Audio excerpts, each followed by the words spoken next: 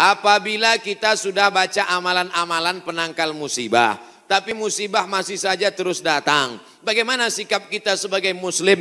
Man lam yardha bi qada'i, siapa yang tidak ridha menerima takdirku, walam yasbir bi balai, siapa yang tidak sabar menerima ujianku, falyatlub rabban siwaya, carilah Tuhan selain aku. Ada Tuhan selain Allah? La ilaha illallah. Maka kita tidak ada cara lain kecuali ridha, ikhlas, terima ketetapan Allah. Makanya ketika bangun pagi apa doanya? Raditu billahi rabba, aku ridha menerima Allah sebagai Rabb. Apapun yang kau beri aku terima ya Allah. Wabil islami dina, aku ridha Islam sebagai agamaku. Apapun perintah dan larangan Islam ku amalkan. Wabi Muhammadin nabiyya wa rasula, aku ridha Muhammad sebagai rasulku, maka kita ikut sunnah Rasulullah Muhammad sallallahu alaihi wasallam. Terjadi juga ridha. Tapi kalau terjadi karena kurang usaha, hukum sebab akibat.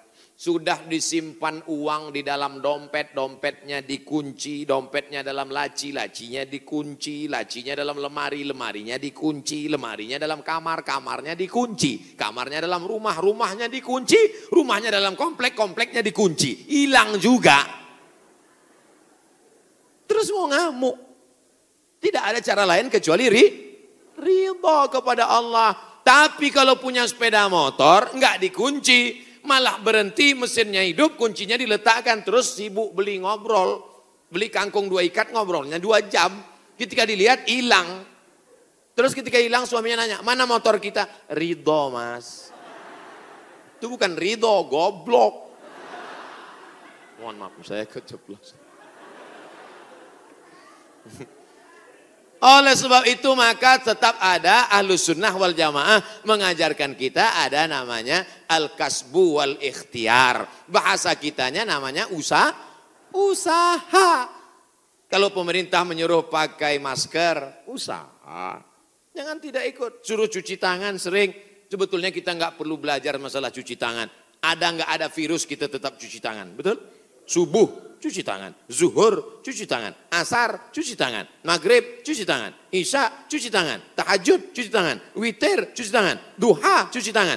Orang Islam paling sering cuci tangan. Makanya saya heran kalau sampai anak-anak kita diajarkan, mama siapkan gayung sama sabun. Untuk apa nak? Hari cuci tangan internasional. Loh, kita nggak perlu diajari cuci tangan. Nanti takutnya 20 tahun akan datang ada lagi namanya hari cebok nasional. Dari 14 abad yang lalu kita sudah bersih, betul?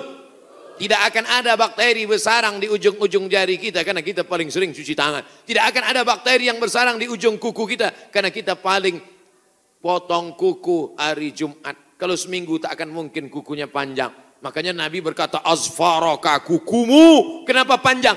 Inna syaitana yaqudu ma tala minha, setan duduk di kuku yang panjang. Makanya pertama yang dijaga dalam Islam adalah kebersihan. Kuman datang, binatang dipotong. Setelah dipotong darahnya keluar. Karena ternyata bakteri ada di dalam darah. Setelah darahnya keluar, dipotong-potong, dicuci sampai 4 kali.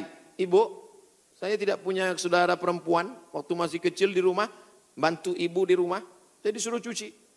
Selamat, cuci daging. Saya cuci. Kalau ayam 2 kali, kalau kambing 4 kali. Kenapa gitu mak? Ayam kakinya 2, kambing kakinya 4. Saya nggak tahu anak kecil. Sekarang saya baru tahu. Ternyata ayam dagingnya putih, darahnya nggak banyak. 2 kali sudah bersih. Tapi kambing sekali masih merah, 2 kali masih merah, 3 kali agak pucat, 4 kali bersih. Setelah itu baru dimasukkan, dibuang airnya, disolawatkan, baru dimasak.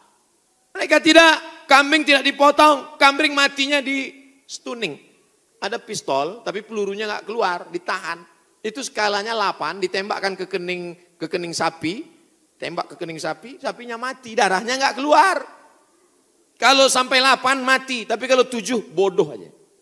Itu sapi-sapi dari Australia yang datang ke tempat kita, yang liar seperti banteng, itu ditembak otaknya skala stunning 7, bodoh. Nah, ibu kalau ada bapak yang liar, tembak skala 7. Itu bodoh.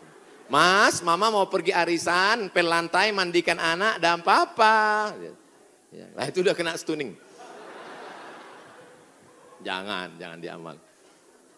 Tidak dipotong, hanya stunning 8 skala, akhirnya sapi tumbang, darahnya masih dalam daging, bercampur dengan darah bakteri penyakit, dipotong-potong, diletakkan di atas api yang tidak terlalu matang, bolak-balik, nggak dicuci, darah nggak keluar, masuk ke dalam roti, dicampur, dimakan barbecue.